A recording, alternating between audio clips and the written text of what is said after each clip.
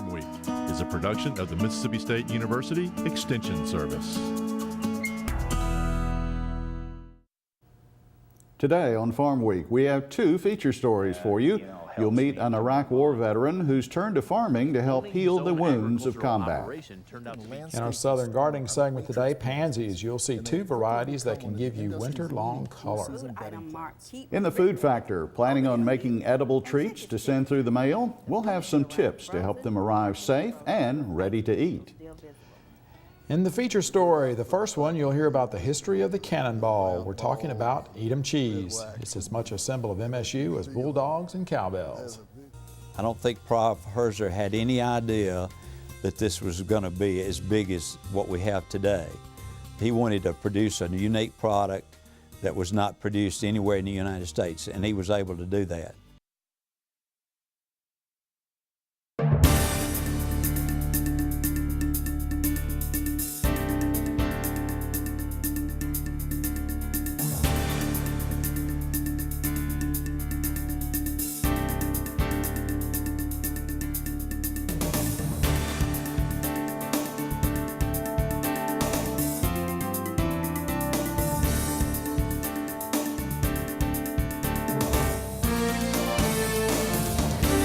Good day, everyone. I'm Leighton Spann. And I'm Artis Ford. Welcome to Farm Week. We hope you're having a good Thanksgiving weekend. Today we have an all-feature story edition of our program. Leighton, in our first feature story today, we honor a product that is closely identified with Mississippi State University. It's a ball of Edam cheese made by the Mississippi Agriculture and Forestry Experiment Station at MSU. Last year, MSU celebrated 75 years of Edam cheese production. There was a time when demand far outstripped the supply, and that can still happen around Christmas when it's a prized gift. The video you see next was produced by Brian Utley of the Office of Agricultural Communications. We'll tell you how you can get your own Edam cheese after this story.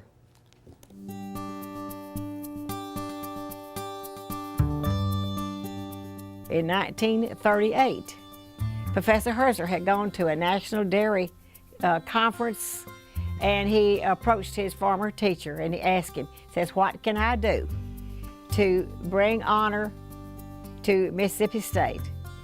And his professor told him, make the best Edam cheese possible. So Professor Herzer contacted the Wadster brothers in East Holland. He had heard that they had Edam moles, so he ordered 10 moles from them. I don't think Prof. Herzer had any idea that this was going to be as big as what we have today.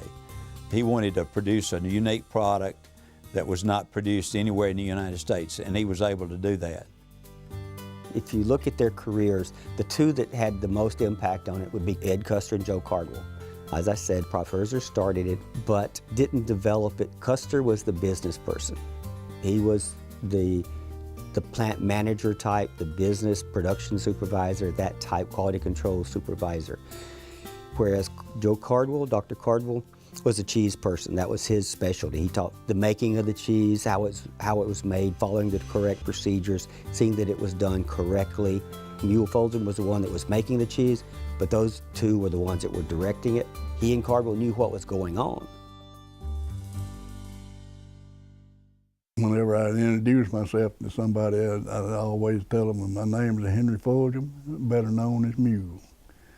And the reason I got into the cheese making is because of Tom Owsley. He taught me into coming out here and then taught me how to make the cheese. And did it the rest of my life, you might say. He was the head cheesemaker. I guess Mule he was in charge of it he was the cheesemaker in '63, and he was a cheesemaker in '86 when I left the first time. He knew what to do at the end of an hour. If the acidity wasn't where it was supposed to be, he knew what to do to get it there. You didn't go into the next step. Anybody can make cheese, but a cheesemaker knows what to do at each one of these steps so that 6 months from now or 9 months from now, you're going to have the product you want. At the time, they were making 2 bats a day, probably about 40 to 50 Edams at a time. So we had a very limited production, and it was during those times, it was very, very status quo to get on the list to be able to buy your cheese. Not everybody could get it. A lot of people didn't stand a chance of getting it. People would come in just begging and carrying on for the cheese, you know. And we'd have to hold it on order. The ones that had orders would hold it till the 15th of December. And if anybody hadn't come by to pick it up by that time, we'd let it first come, first serve. And the 15th that morning, there'd be people standing in line at the door. This is a story that goes back when they only had a very limited amount of cheese, and you literally had to get your name on the list. Tom Owsley, who was the manager at that time, was out of town, and he told Mule, said, now, if anybody called over here and wants some cheese, if they don't have an order. Nobody gets any cheese. I don't care who they are. They don't get any cheese if they're not on this list. And almost quitting time, about late in the evening, I got a phone call. The fellow says, I need a ball of cheese. And I said, have you got an order? And he says, no, I don't have an order. He didn't know who he was talking to. He said, well, if you ain't got no order, you ain't got no cheese. So. He says, I know there's some strings somewhere that I can pull to get me a ball of cheese. And I said, yes, sir, I don't doubt that, but there's none of them tied to me. And he got mad, Lord, he got mad. He said, I'm T.K. Martin, one of the deans. I didn't know who he was. You know, I didn't know T.K. Martin from nobody. But I couldn't help him because I had my orders and I was going to follow them, you know. If we were sold out and they couldn't get an order, that, you know, they had a mother that was dying and that's all she wanted was the Edam cheese. And some of it probably was correct, but you could, you know, catch on sometime when they were kind of fibbing a little bit. But, and we had some who would get a divorce that had permanent orders. Those cheese orders was part of the divorce agreement, who got their cheese order. When we moved from the University Florist location over to Herzer back in the 70s, well, we were able to expand production. It seems like the more we produced through the years, the greater the demand has been. We've been able to use the profit from the university cheese operation to upgrade facilities, to support scholarships, to support a lot of public relations activities. And I guess the cowbell is now the symbol, but the cheese will continue to be a symbol for years to come.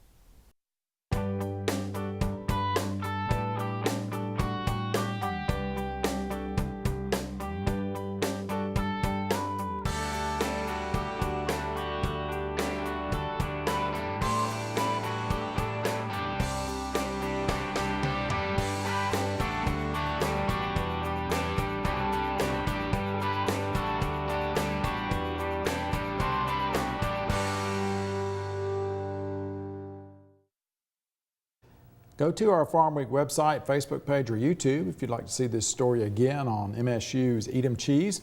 We'll also have the telephone number and the website where you can order or send Edam cheese or any other product offered by the Memphis Sales Store. The sales store is located on the MSU campus south of the football field. The public is welcome to shop 8 a.m. to 5 p.m. Monday through Friday. It's also open on Saturday and Sunday mornings on home football game weekends. It's time for today's trivia quiz on Farm Week, and it's about the Edam cheese you've just heard about. It's so popular, MSU makes a lot of it. And our question this week, we want to know how many balls MSU makes every workday. Is the answer 200, 275, 325, or 400? I'll have the answer after today's Food Factor segment. Well, every gardener wants to have some color all year round in the landscape. In this week's Southern Gardening segment, Extension horticulturist Dr. Gary Bachman shows us two varieties of pansies that are cool season show-offs.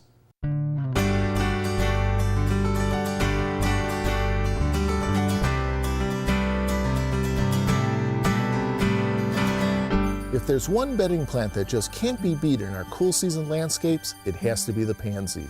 As a group, pansies are great for outstanding performance. The pansy series that has taken the landscape by storm are the matrix pansies, and they have quickly become one of the industry's leading cool season bedding plants. There is a wide range of colors available. Many have the traditional blotch, sometimes known as being faced. This is the dark coloration of the lower flower petals. A really attractive group of matrix flowers have the clear colors. These flowers don't have a blotch and really flash pure color. Another series of must-have pansies that are an oldie but goodie are known as Delta Fire. These plants feature brilliant yellow flowers with blotches that range in color from burgundy to rusty red and orange. These warm colors are unusual for pansies. Both of these pansies have great growth characteristics. The plants will grow to 8 inches tall and 10 inches wide. When mass planted, these pansies can be impressive in the landscape. Perhaps the most important characteristic of these sturdy plants are the short stems. This is good because the flowers are large and held high above the foliage. Plus, the plants also freely branch, and this means even more flowers to enjoy. The short, sturdy stems resist stretching, which means the plants will look good long after the days begin warming up in the spring season. Matrix and Delta Fire pansies will give you nonstop color to get you through those winter months. I'm horticulturist Gary Bachman for Southern Gardening. To ensure your pansies look the best, plant early so they can get established before bad weather hits. Now, even if they do look bad though in the dead of winter, they will bounce back in the late winter and early spring. It's a welcome surprise to receive some edible goodies in the mail during the holidays. In this week's episode of The Food Factor, Natasha Haynes of the Mississippi State Extension Service gives us some tips to remember when we send or receive perishable food items.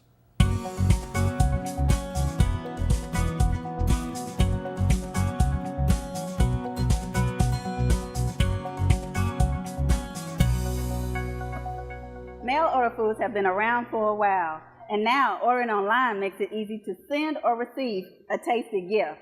But pay close attention to the details to make sure your special order is safe. Check the shipping company's policy on sending perishable items, like meat or poultry. These items should be packed with a cold source in foam or heavy cardboard. The food should be delivered as quick as possible, ideally overnight. Make sure perishable items in the outer package are labeled "Keep Refrigerated" to alert the recipient. When you receive a food item marked "Keep Refrigerated," open it immediately and check its temperature. The food should arrive frozen or partially frozen with ice crystals still visible, or below 40 degrees when measured with a food thermometer. Do not send packages at the end of the week. Send them at the beginning of the week so that they do not sit in the post office or mailing facility over the weekend. Thank you so much. Remember to provide your contact information and that of the recipient. So if there's a delivery problem, the shipping company can contact you. It's time to make healthy food a factor in your life. If you can, try to mail food items early in the week, as you heard, so they will arrive and be delivered. Otherwise, they might spend the weekend in the post office or shipping facility. Well, it's time now for the answer to that trivia quiz on Farm Week. Again, it's about the ever-growing popularity of Mississippi State University's Edam cheese. We want to know how many 3-pound balls are made every workday. Well, the answer is 400. When production started 76 years ago, it was 9 balls per day. We're going to pause now for a break on Farm Week. Coming up, we'll have the calendar and one more feature story for you. You'll meet an Iraq War veteran who started an organic egg operation as a way to heal the hidden wounds of war.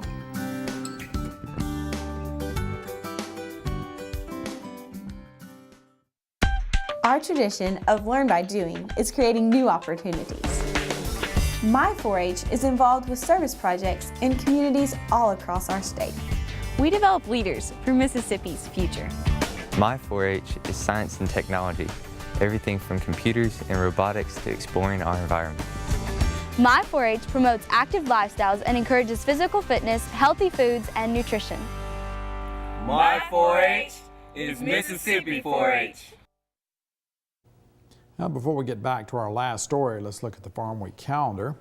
Farmers, landowners, consultants, and natural resource professionals who want to learn about ways to more efficiently use irrigation and preserve soil moisture should make plans to attend the Governor's Delta Sustainable Water Resources Task Force. Now, this will take place Wednesday, December 10th in the CAP Center at the MSU Delta Research and Extension Center at Stoneville.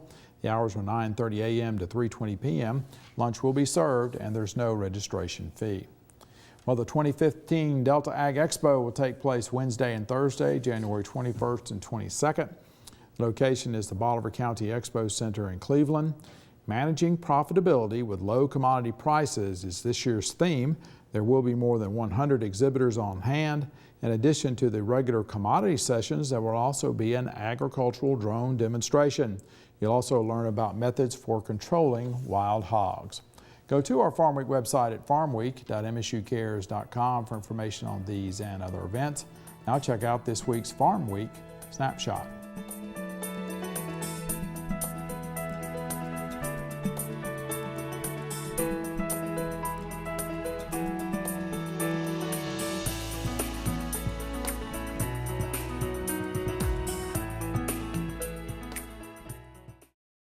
Earlier this month, we celebrated Veterans Day here in the United States, and while we are thankful for our veterans, the scars of war do not just fade away when they return home. Many times, those scars are not visible. In our feature segment today, a Nebraska war veteran who is finding a life in agriculture after the military. Market to Market's Josh Bittner reports on one Iraq war veteran who made the transition from warrior to worker by starting his own farm. Rural America could be considered fertile ground for patriotism. The ties of close-knit communities foster certain sentiments about people, the land, and hard work. And for some, protecting this way of life is more than just an option or an expectation. It's a given. I was done with high school in 1995. 6 days later, I was standing tall in the yellow footprints at Parris Island, South Carolina for Marine Corps boot camp. My mom was a Marine. And so I told the recruiters I wouldn't sign anything unless they had in writing I could go to Parris Island and graduate from the same place my mom did 20 years prior. Dan Romas pursued a military career that took him across the globe. But wherever the young Nebraskan was stationed, his thoughts would eventually turn to home. One of my favorite memories as a child growing up in Lincoln is every other summer. The folks would take me and my younger brother and sister and we'd go up and visit grandma and the uncles on the farm in North Dakota. They had chickens roaming about the farmstead and it was like an Easter egg hunt every day we were out there. Reminiscing over similar rural traditions helps some homesick troops make it through long deployments. We could have been talking about playing cards or about any number of things, but the common thread that we had was agriculture. Once back stateside, Romas's dreams of farm life began to germinate. Stationed in New York State, he struck a deal with a local dairyman to help milk 80 cows in exchange for hunting rights. But the soldier soon found more fulfillment in work than play. I really enjoyed that. You know, it was early days, long hours, but there's something about working on a farm that I think brings the best out in people because it teaches a very good work ethic. While he loved agriculture, Romas prioritized his military service and the benefits it could provide. Once his initial commitment to the Marines concluded, he enlisted in the Army and earned a college degree. But while pursuing a master's, the Cornhuskers' educational path took a detour. I was doing research for about a year and a half before I got the phone call calling me up for a deployment to Iraq. Shortly after arriving in the war-torn country, Romas commanded a team during a massive troop buildup that came to be known as the Surge. I was more than happy to answer the same call that my great uncle and grandpa did during World War II, my dad did during the Vietnam War era. And while the controversial addition of 20,000 American troops in 2007 has been cheered by some for stabilizing Iraq, the long-term impact of such tactics can be a more elusive calculation. There's always, you know, those invisible wounds. It's very tough on everybody mentally when you lose a couple people, when you see things that the vast majority of the world's population doesn't see. You know, it can be tough to deal with sometimes. Healthcare and other support for wounded warriors is administered nationwide by the Department of Veterans Affairs. Doctors say for conditions such as post-traumatic stress disorder, engagement is key. We really hate to see stigma or misconceptions prevent people from seeking treatments. There are effective treatments for it, and getting out with farming and other social activities is one piece of effective treatment for PTSD. When I'm out here, it's a way for me to detach or forget about everything outside these walls, outside of this farm. It keeps me busy, it keeps me active, and it helps me to move on. Owning his own agricultural operation turned out to be just what the doctor ordered for Romas.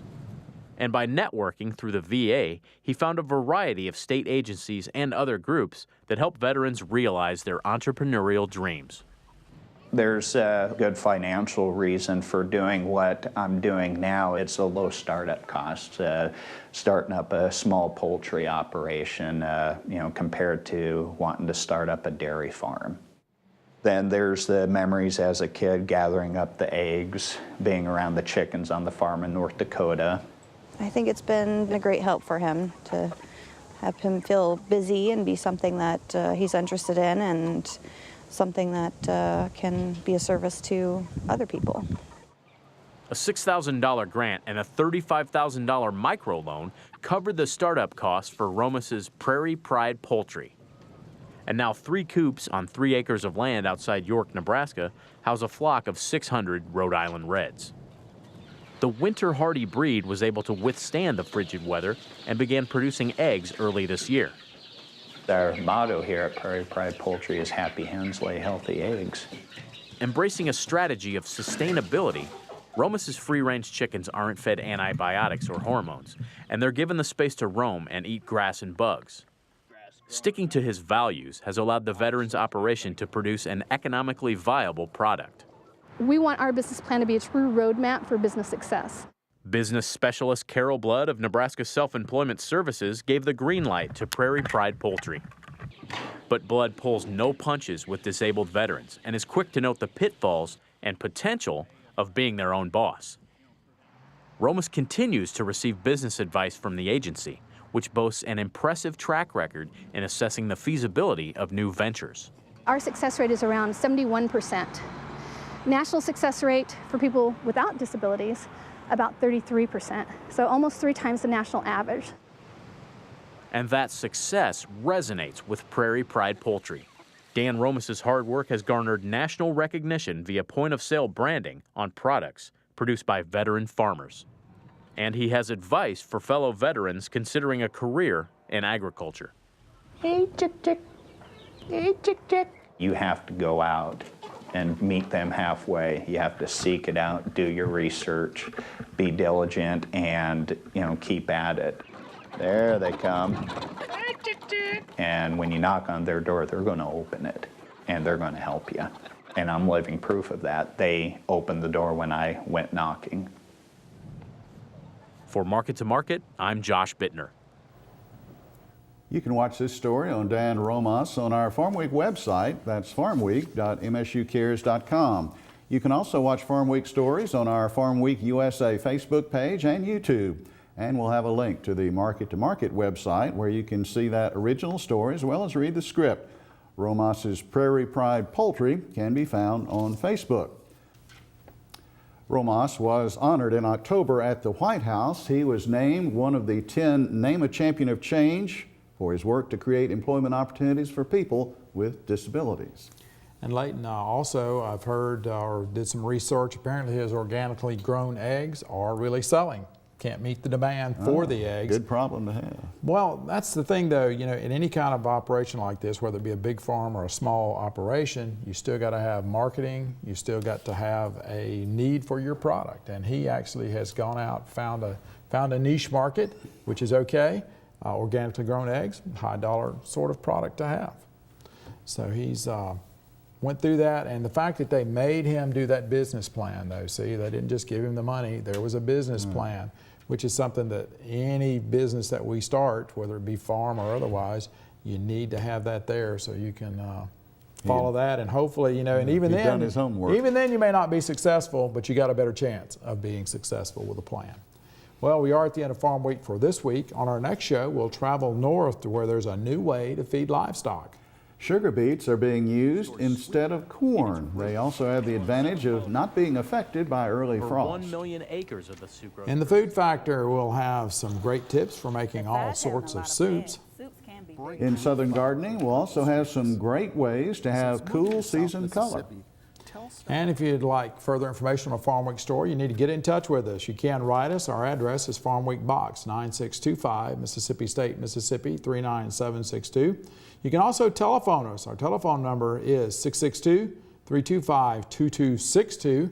You can also get in touch with us through your county office of the Mississippi State University Extension Service. For the rest of the Farm Week crew, I'm Artis Ford. And I'm Leighton Spann. Thanks for watching. We'll see you next week.